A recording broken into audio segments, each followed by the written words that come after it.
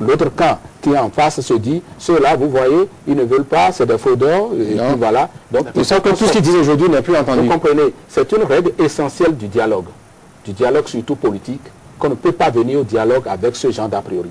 Ça ne donne rien. Il faut qu'on quitte donc ces a priori. Donc le pouvoir va bourrer les choses, le pouvoir va truquer les machines, et de l'autre côté, ils ne veulent pas, c'est des fauteurs. Il faut qu'on sorte donc de cet antagonisme-là, de cet étau-là, pour permettre la discussion. Est-ce que ce n'est pas peut-être parce qu'au niveau des deux camps, il y a des adversaires d'une lépée consensuelle?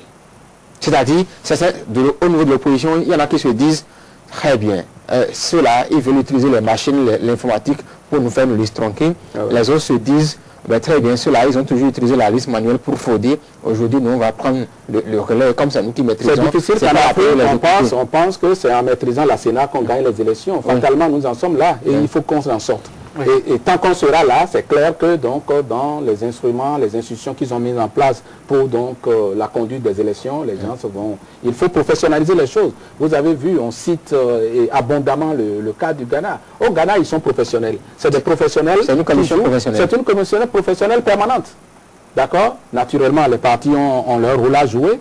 Et vous savez ce qui est très intéressant, donc quand on voit l'observation de la Sénat au Ghana, il y a la Sénat qui est professionnelle, des gens qui sont cooptés, certains, des gens qui sont nommés pour leur professionnalisme, pour leur pratique, parfois des gens qui ont été anciens politiciens, mais qu'on connaît pour leur droiture et autres, après enquête de moralité, tout ça là, ils sont là pour un temps. Mais à côté, il y a ce qu'on appelle la commission des partis.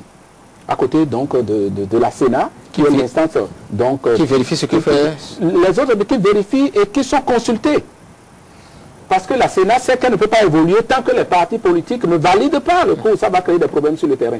Donc eux autres, ils sont en train de penser techniquement le processus, mais à chaque phase, pour les décisions grandes, ils consultent donc le comité des partis, qui est un comité, et qui est à côté qu'ils consultent. Donc, on aurait pu entrevoir ici, au-delà même de la CPS, qui prend les décisions pour conduire, ça devient une instance, non? Que donc le collège des partis politiques qui ont intérêt dans ce processus, qui ait des mécanismes, des phases, qu'on puisse les consulter abondamment pour prendre en compte leur processus. On ne l'a pas fait. Nous sommes à 4 mois. Il y a donc de quoi désespérer de l'intelligence politique. Non, il ne faut pas désespérer. On a eu quelques faux pas. L'essentiel, c'est de ne pas tomber là où on est tombé. Il faut qu'on se ressaisisse très vite pour ne pas nous enliser. Les lois électorales, oui. On va en dire un mot. On a l'impression que là, c'est vous qui utilisez le mot enliser. On a clairement l'impression que ça y est, on s'est enlisé. Il y a eu beaucoup de dilatoires, il y a eu beaucoup de pourrissements autour de la liste électorale et qu'on a oublié les lois électorales. J'ai eu dire que les députés vont se réunir à partir du demain autour de la question, c'est tant mieux, qu'ils fassent très vite. Qu'ils fassent très vite. Alors, au regard de tout cela, ordonnant la date, est-ce que vous avez des raisons d'avoir des craintes pour 2011? Est-ce qu'aujourd'hui... Oui, nous sommes à moins de 4 mois du scrutin. Et il y a des raisons d'avoir des craintes, il ne faut pas se le cacher. Il faut que très vite, on s'entende sur les lois qui vont gouverner les prochaines élections. Règle générale, règle particulière. Autrement, donc, vous savez, donc, dans les circuits, donc, le processus du vote de la loi, c'est pas encore clair. Est-ce qu'il faut qu'on s'entende très vite là-dessus? Qu'on installe donc dans les meilleurs délais la Sénat. La Sénat. Et si quand vous allez voir, quand on va installer la Sénat va commencer par s'approprier, va réfléchir en tant que Sénat sur la liste qu'elle va utiliser pour les élections. C'est très clair. Parce que... Est-ce qu'il revient à la Sénat de réfléchir à la liste ou bien il revient à la loi de lui imposer la liste qu'elle va utiliser? Il revient aux politiques de dire voici la liste. Principe, et il revient à la Sénat en technique de mettre en place. En principe, nous sommes à moins de 4 mois du scrutin. Si la liste était déjà achevée, le contentieux autour de la liste réglé, ça s'impose à la Sénat. Mais il se fait simplement que nous sommes encore dans le processus de la liste. Est-ce que nous allons attendre la veille pour commencer ce genre de débat? C'est pourquoi nous disons simplement qu'il faut anticiper. C'est du domaine de la loi. Que la liste qui doit servir, la liste électorale, c'est du domaine de la loi. C'est du domaine de la loi, ça vous le savez aussi. J'ai écouté un responsable de la CPS aujourd'hui, un acteur politique, au moment où on faisait le plaidoyer, qui parle de rapport de force en ce moment. Et nous sommes en train d'alerter là-dessus pour que ce ne soit pas que les rapports de force arithmétique en ce moment, que ce soit les rapports de sens pour le bien-être. Est-ce que tous les jours en vous rasant, vous vous dites les Béninois ne pourront pas aller aux élections en mars-avril prochain. Ah non, c'est pas possible. Qui aura fatalement... Vous avez entendu, pour compléter, il a dit il y a un moment, sans la LEPI, il n'y aura, je ne convoque pas les élections. Enfin, c'est pas exactement les mots, mais c'est... Il a dit pour qu'on lance le processus, il ne peut pas dire ça. Oui, en tout cas, ce qu'on comprend, c'est que lui, il ne convoquera pas le corps électoral si ce n'est pas sur la base de la LEPI qui est financée à part de 20 milliards par les partenaires financiers. Nous avons des institutions, nous ne souhaitons même pas... Il a dit, la Cour constitutionnelle qui est l'organe... Il y a des choses qu'on dit très rapidement. La Cour a dit qu'il faut la LEPI. S'il vous plaît. La Cour l'a dit dans une décision. Qu'il faut la LEPI. Il faut la LEPI, et ça fait la 3e fois que je vous pose la question. Les députés ont voté une loi, ont proposé, au cas où il n'y aurait pas la LEPI, en temps utile, nous proposons une liste informatisée, une liste alternative. La Cour a dit non, il n'y a pas de liste alternative, il faut que les acteurs politiques en parlent. Maintenant. Y compris ce qu'a dit la Cour. Voilà ce qui donne l'impression que nous sommes en train d'aller droit dans le mur. Et c'est pourquoi nous alertons. À moins que la Cour constitutionnelle un revirement jurisprudentiel, si vous voulez, à l'analyse. Si nous rentrons dans le juridisme, ça nous amène où? Le juridisme ne nous amènera nulle part. C'est pourquoi je n'ai pas voulu faire le débat. C'est j'espère que je n'ai pas voulu faire le débat. Parce que qu'est-ce qui va se passer? À supposer les schémas. Le schéma, la tortue sur le dos. Que nous, quand vous lisez le manuel, vous allez voir la tortue sur le dos, c'est quoi? C'est que le 31 décembre, le superviseur général de la CPS. Parce que la loi dit aussi que pour qu'on utilise la LEPI, il faut qu'elle soit prête 2 mois avant le scrutin. Hein. Oui. Donc l'échéance fatale pour les 2 mois, c'est autour de fin décembre, dès le début janvier. D'accord? Donc la CPS dit non, c'est réglé, nous avons la liste. Entérinée par la Cour constitutionnelle et tout ça. Et voilà ce que les opposants sont en train de dire par rapport à ça. Voilà le schéma que nous souhaitons. Ça arrivera comme dans certains pays, les institutions qui ont le droit de dire la liste est prête le disent, les opposants disent non, on n'est pas d'accord, ils vont peut-être demander à boycotter, le chef de l'État est d'accord, la Cour est d'accord, eh bien on va faire les élections, on va faire les élections, les élections seront contestées, Yaïbouni se fera élire, bon c'est pas grave, vous allez bouder un peu, les partenaires techniques et financiers vont continuer à mettre l'argent, et puis c'est pas grave, on avancera.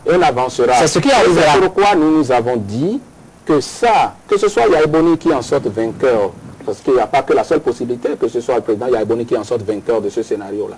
Ça peut être un autre, ça peut être ABT. Si ça s'avance tel que je le crains là, ou tel que je le crains là, c'est Yaïbouni qui s'en sortira, c'est évident. Quel que soit celui qui sera élu, le lendemain des élections ne sera pas reluisant pour lui. Et c'est pourquoi il faut qu'on arrête tout de suite. Il aura déjà réussi à se faire. Quel que soit, mais ce sera peut-être Yaïbouni ou un autre, on ne sait pas. Ce dont je parle, vous comprenez que ce n'est pas une question de président d'homme. Je parle du Bénin. Qu'est-ce qu'on en tirera? D'accord? Parce que si un président se fait élu dans cette condition, ce qui va se passer, c'est que les gens vont s'organiser pour riposter. Les gens vont s'organiser pour résister. Le pouvoir deviendra dur. Du point de vue des médias, encore plus dur. Du point de vue des libertés essentielles, encore plus dur. Et du point de vue donc du climat sociopolitique, donc le champ social des syndicats et tout ça. Vous envisagez un peu ce que ça pourrait être. C'est pourquoi nous alertons sur la question. Nous disons, c'est maintenant, il faut qu'on discute pour éviter ce scénario-là. Il faut qu'on évite ce scénario-là. Il faut qu'on l'évite. Voilà. Robert Labatine, nous avons fini cette émission. C'est vrai qu'il y a beaucoup de questions envoyées par les téléspectateurs, mais à la lecture, j'ai l'impression que vous avez déjà répondu à la plupart des questions. Bon, il y a peut-être une ou deux que je voudrais vous poser.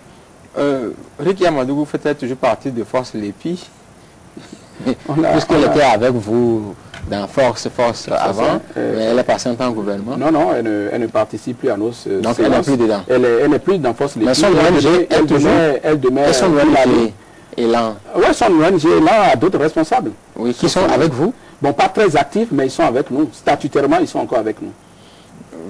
Bon, alors, quelles sont vos relations, vous, à Force Élection, avec les rois qui vont au palais et qui font toujours partie de la société civile? Bon, les rois, normalement, c'est un peu les composants de la société civile qu'il fallait revoir. Hein. Le roi, dans son rôle de roi, vous savez, peut aller au palais. Mais c'est son rôle après le palais qui est un roi qui... ne va pas prendre une position. C'est ça le problème, parce que quand tu gères une parcelle de pouvoir, une certaine communauté, et qu'il y a un président républicain qui est là, bon, donc qui a une certaine collaboration. Donc avec le pouvoir, ce n'est pas mauvais. Mais c'est le rôle de prise de position, d'appel à voter pour, d'appel à soutenir, tout ça, qu'il faudrait que les rois évitent. Oui, un mot, on appelle à qui vous voulez pour conclure cette émission. Un appel, c'est, je le dis donc, aux populations d'aller se faire enregistrer. Ceux qui n'ont pas eu la chance de le faire dans les localités où il y a eu des kits qui ont été déployés, qu'ils aillent se faire enregistrer. C'est l'acte numéro 1, c'est la citoyenneté. Quels que soient les débats des politiques après, il faut que chacun s'assure qu'il a pu se faire enregistrer. Que ceux qui, malgré leur volonté, n'auront pas la chance et l'occasion de le faire, de se faire enregistrer, de se faire enrôler, que donc la CPS trouve un mécanisme pour les prendre en compte.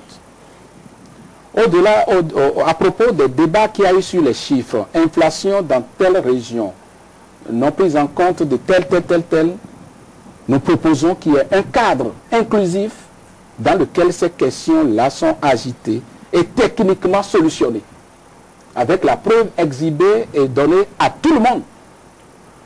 Pour cela, nous estimons que nous n'avons plus le temps d'attendre longtemps. C'est maintenant qu'il faut le faire. Tout de suite. Tout de suite qu'il faut anticiper. C'est tout de suite qu'il faut commencer la discussion sur la question.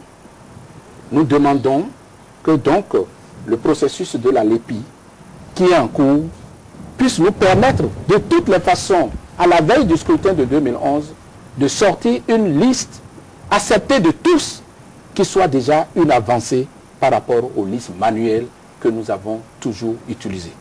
C'est ce que moi j'ai à dire. Et les forces morales qui sont tapies dans l'ombre, qu'on connaît ou qu'on ne connaît pas, qu'ils puissent commencer par sortir, par prendre leur part de responsabilité, donc dans cette ambiance qui se cristallise et qui se dégrade de jour en jour. D'accord. Ordena Ladati, merci. Merci. Merci infiniment. Brice Oussou, merci. Le Bénin est dans une situation politique périlleuse. Les agrégats politiques, tous, l'État s'alarme et la société civile béninoise est volage et irrésolue.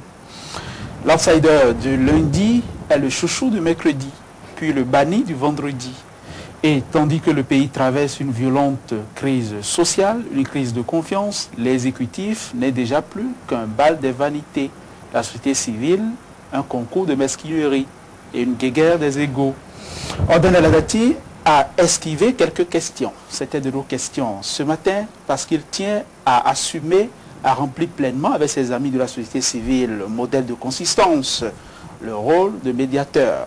Parce que pour vous, Ordena Ladati, il n'y a déjà plus dans ce pays nôtre des recours naturels. L'espoir en bandoulière, notre invité, parfois controversé, qui est un boulingueur de l'EACE, au WANEP, en passant par l'Institut Kilimandjaro et le FITEB, prend son rôle très au sérieux. Le principal pour vous, Ordena Ladati, et soyez rassurés, nous sommes deux au moins, le principal pour vous, c'est le Bénin. Il faut y penser par deux fois. Et c'est le message que vous avez voulu passer ce matin. Avec vous, nous avons essayé de faire le chemin, de refaire un peu de politique, sans jamais le dire, petite ou grosse politique. Nous avons parlé abondamment les pays. Ordena Ladati, merci d'être venu. Merci infiniment. Merci à vous tous qui nous avez suivis, où que vous soyez, et quoi que vous fassiez. Dans le nord du pays aussi, à travers Radio Fraternité et Candy FM, et sur notre réseau satellitaire. Retrouvez André Rodrigue dimanche prochain. Bon appétit à vous.